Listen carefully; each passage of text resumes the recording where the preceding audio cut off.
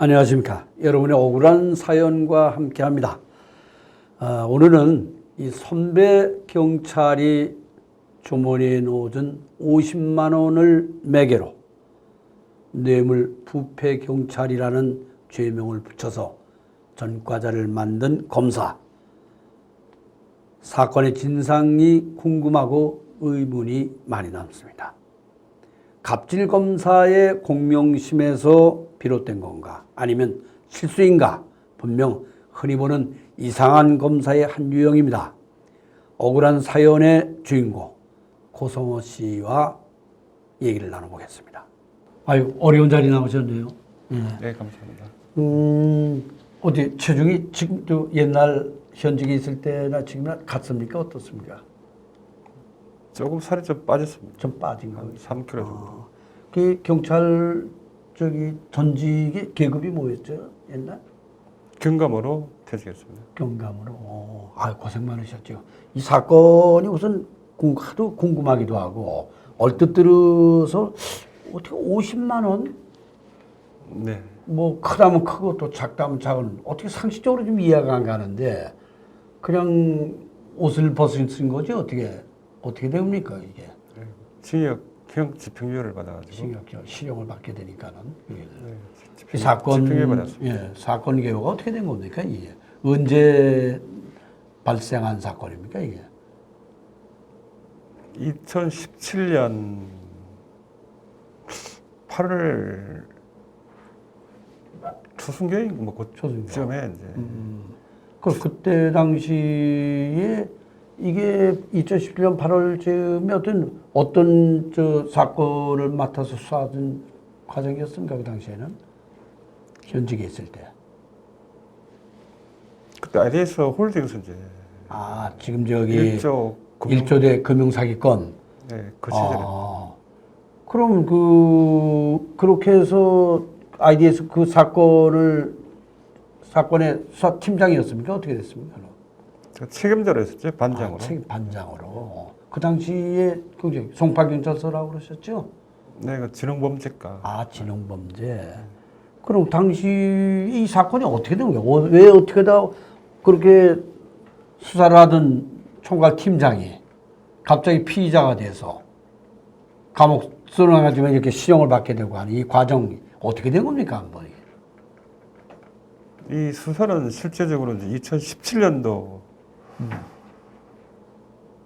7월경에 내사를 하게 됐고요.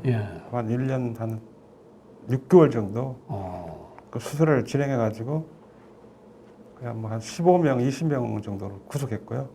지점장 비롯해가지고 나머지 이제 본부장, 뭐 팀장 이런 사람들 추가로 이제 수사하는 과정이 있었고 제가 이제 그 부분으로 해갖고 이제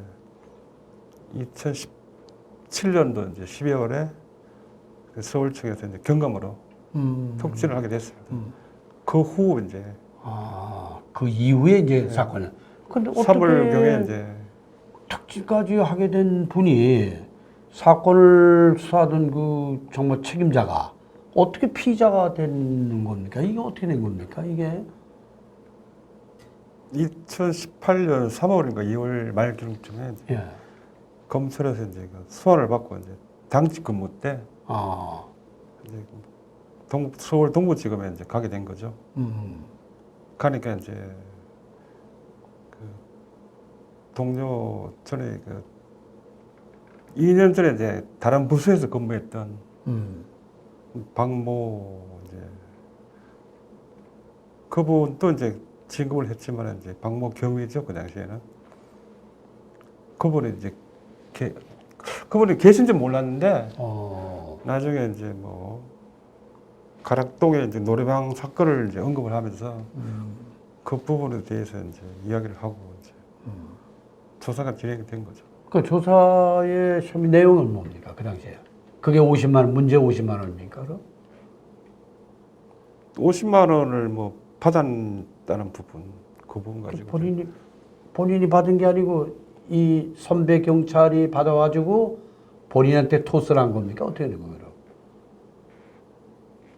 실제 그날 있었던 일은 이제 제가 이제 근무 중에 뭐 추석 한 일주일 전쯤에 나중에 이제 그걸 제가 기억을 되살려 갖고 이제 지금 보니까 이제 추석 일주일 전에 이제 동료 경찰관이 불러가지고 최근에 제가 이제 이리집 IDS 홀딩스 사건으로 워낙에 이제 정신이 없어갖고 이제 거절을 했죠. 거절을 했는데 또 다른 또 경찰관이 불러가지고 식사나 하자고 해갖고 이제 나갔는데 그 자리에 이제 동료 경찰관들이 이제 저까지 포함해하고 4명이 있은 거죠. 그러면 식사할 겸 갔다가 거기서 이제 돌아오는 길에 이제 선배가 이제 그 돈을 주고 싫다고 했는데 자꾸 억지로 주니까 이제 받았는데 그 부분은 이제 마치 이제 다른 사건하고 연루된 것으로 이렇게 연결돼가지고. 그 고반장도 예컨대 수사를 하시는 분이기 때문에 이런 것이 말썽된다는 걸 너무나 잘 아셨을 것이고, 또 하나 상식적으로 저희가 보면은 그 50만 원의 저기면 경찰이 예컨대 아주 엄하게 다스린다도 징계 정도로 갈 일이지, 그게 기소가 돼가지고 재판까지 넘어가서 그 좀 의문이 남거든요. 그게. 그럼 그 당시에 동부지검에서 분명히 그 언론에 오늘날 흔히 나오는 대로 받아쓰기 할 게 막 흘리고 받아쓰고 마구잡이로 이제 뭐 엄청난 사건이 난 것처럼 보도가 됐을 거 아닙니까? 제가 기록을 뒤져보니까 기사가 많이 나와 있어요. 네, 30몇 군데 뭐 이렇게 기사 난 걸로 알고 있습니다. 그 당시에. 그럼 그 당시에 그럼 50만 원인 게 기소 내용에 재판 넘어가는 거 공소장에 50만 원이라고 돼 있는 거야? 다른 게 또 혐의가 있는 겁니까? 다른 부분은 이제 제가 무죄를 받았죠. 아, 다른 건 무죄를 받았고. 1심이 무죄인데. 근데 어떻게 재판부에서 50만 원만 가지고 그 집행유예를 때렸습니까, 그게? 뭐 혐의를 부인하고 뭐 반성하지 않는다 뭐 이런 부분이. 아, 반성. 거의 원림 재판이었네요. 근데 그 1심, 2심이 같았습니까, 그럼? 전부? 네, 내용이 뭐 같았습니다. 전부 내용이 같았고. 네. 그럼 우리 고반장은 각종 증거 자료인가 전부 안간힘을 써서 혐의를 벗어나려고 노력을 하지 않았겠습니까? 예. 네, 제가 녹취록도 뭐 제출했었고, 예. 그다음에 제가 그날 이제 어떻게 보면 동선이죠, 동선. 예, 동선. 술을 먹은 날, 예, 예. 그러니까 이제 술이 많이 취했다는 부분. 아. 예를 들어서 버스를 타고 또 이렇게 몇 번 이렇게 행선지가 옮기는 과정을 갖다가 이제 제 신용카드 기록을 가지고 그날 이런 부분은 이제 술이 취한 상태에서 집에를 잘 못 찾아갔다. 그런 부분도 있다는 부분을 어느 정도 어필을 한 거죠. 근데 안 받아들여진 거예요. 그런 부분을 전혀 뭐 이렇게 받아준 건 없습니다. 근데 이 당시 검찰 수사 과정에서야 그랬다고 치더라도 재판부에서 이거 1심이야 뭐 또 좀 부실하게 가는 경우 있다지만 2심에 그러한 증거물들이 들어갔는데 그게 어떻게 똑같이 50만 원이 다른 거 없이 50만 원을 50만 원에 이렇게 때리는 경우가 있나요? 근데 사실은 그 2심에서 이제 돈을 준 사람이 예. 어느 정도 이게 좀 번복된 부분이 있어가지고요. 아, 증언한 게. 예. 진술의 이런 부분이 뭐 그런 부분이 이제 그 부분이 또 받아주지 않은 게 좀 저도 좀 의아하게 생각하고 있죠. 그러니까 본인은 보시기에 그건 위증을 했다고 보시는 거겠죠. 사실 부분이 좀 너무나 다르니까 돈을 준 사람이 이제 뭐 그 부분 저도 사건 기록을 봤는데 그 사람은 150만 원, 200만 원 부분도 있는데 그쪽에 대해서는 혐의를 전혀 이제 부인해 버리고 오로지 이제 50만 원 부분으로 이제 팩트를 바꿔버리니까 서로 뭐 어떻게. 근데 지금 제가 궁금한 거는 이 수사 과정에 있었던 것이 IDS 그 엄청난 1조대 그 사기 사건에 네. 그 수사를 쭉 하셨던 거 아닙니까? 그 네, 사기범들을 수십 명을 기소해서 넘기지 않았습니까, 이제? 네. 검찰 쪽에다 넘기지 않습니까? 자, 그런데, 그럼 그 사람들이 제가 기록을 쭉 뒤져보니까 1심에서의 무죄가 나다 2심 가가지고 전부 중형죄를 받았어요. 네, 이 맞습니다. 연관이 돼 있습니까? 그게? 지금 고반장은 보시기에 제가 하는 것이 내가 한 사건에 뭔가가 이게 막아꼈다, 이게. 나를 잡으려고, 이 사건을 덮으려고. 이런 의심을 하고 계신 겁니까? 지금? 실제적으로 그 부분이 이제 좀 의심되는 부분은 이제 지점장급 16명을 구속하고 예. 나머지 본부장들하고 이제 수배자들, 도망다니는 사람들을 갖다가 잡아가지고 이제 검거한 거죠. 예. 검거해서 구속영장을 이렇게 신청할 점에 1심에서 무죄가 받으니까 그 나머지 공범들이 자연적으로 이제 불구속이 되는 거죠. 그렇겠죠. 그런 이제 결과가 났었고, 그때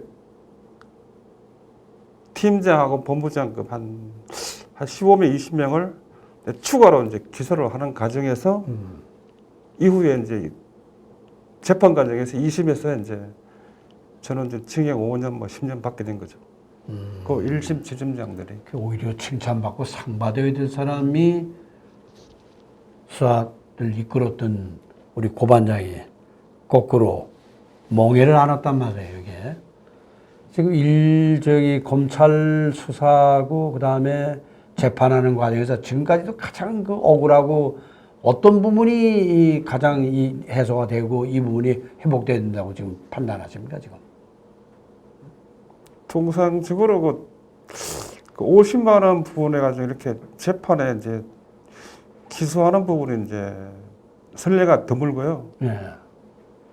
그다음에 실제적으로 뭐 증거 원리라든지 뭐 이렇게 부정처사란 부분이 뭐 사실 그 부분이 전혀 아니라고 판단했는데 그 부분을 되게 격가지로 넣어가지고 그쪽을 이제 부각시키는데 결국은 그 뇌물이라는 부분이 어떻게 보면 그 부정한 처사를 해가지고 돈을 받는 부분인데 그 부분은 어떻게 깨지고 50만 원 부분으로 이렇게 뭐 사건을 전체적으로 봐갖고 이렇게 됐다는 부분이 좀 억울하고요.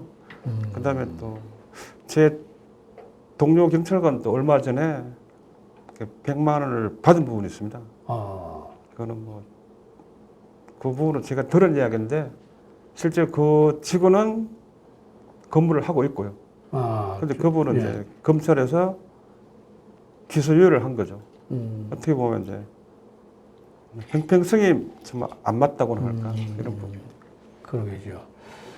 그 2심에서 저 진술 번복을 해준 그 증인, 네. 그 부분이 이제 앞으로 재심의 어떤 그 하나의 그 단초가 될 수 있지 않겠는가라는 그런 생각을 좀 하는데, 당시 그 수사검사에는 누구였습니까, 당시?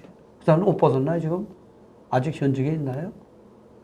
그 동부지검 그 서울 동부지검 강선주 검사이고요. 그리고 지금 대검에 이제 근무하는 거예요. 대검에. 그리고 그 재판부는 2심 재판부는 누구였습니까? 재판장. 2심 거기 삼성 이재용 재판을 맡았던 그 봐준 사람? 네, 정형식 판사. 그 사람 그 아주 유명하군요, 그냥. 응? 지금 회생법원장으로 있는 걸로 알고 있습니다. 회생법원장. 참 이 불명예 퇴직을 하시고 나셔서 그 삶이 그냥 그 생활이 전부 얼마나 망가졌겠습니까, 그냥. 예? 네, 뭐 6개월, 한 1년 6개월 동안 힘들었습니다. 힘들어가지고. 6개월 전에 이제 제가 이제 정신을 차리고, 지금 뭐 대리운전도 하고, 이제 얼마 전에 또 CJ 예. 쪽에 이제 이력서를 내갖고 일단 1차 면접은 통과했습니다. 참, 그 멍에도 벗고, 또 그리고 새로운 삶에 활력을 갖추셨으면 하는 마음이고, 저희도 열심히 이 부분을 도와야겠습니다. 앞으로 이제 공수처법 생기고, 여러 가지 재심의 폭도 좀 넓힌다니까, 저희도 관계자들과 함께 노력을 한번 해보도록 하겠습니다. 네, 고맙습니다. 감사합니다. 어떻게 들으셨습니까? 전직 경찰의 억울함이니 이 일반 국민들 어떻겠습니까? 때마침 이 검경 수사권의 조종, 이 윤곽이 대충 드러났습니다. 주된 내용은 고난의 분산입니다. 수평적인 위치에서 협의도 하고 처리하라는 게 골자인데 잘 지켜봐야겠죠. 우리 검찰 지구상 최고의 권한을 갖고 있다는 평가죠. 임명권자 힘 빠지면은 칼들이 되고 한 발 더 나아가서 이젠 아예 야당 기득권 세력 보수 언론 등을 등에 업고서 피해 코스프레까지 하고 있습니다. 우리 검찰 법원 견제 균형 꼭 필요한 시점입니다.